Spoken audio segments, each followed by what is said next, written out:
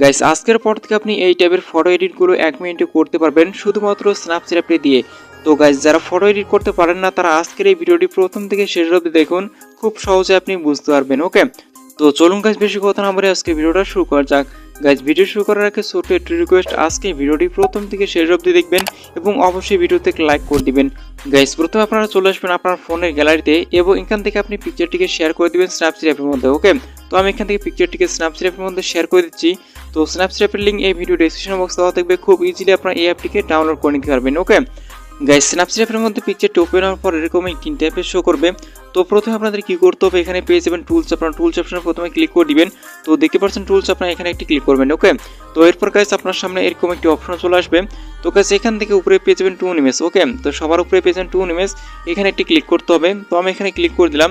তো এরপর গাইস আপনি অ্যাডজাস্ট অপশনে ক্লিক করে দিবেন। ঠিক আছে, তো এখান থেকে থ্রি লাইনসে ক্লিক করবেন। তো এরপর আপনার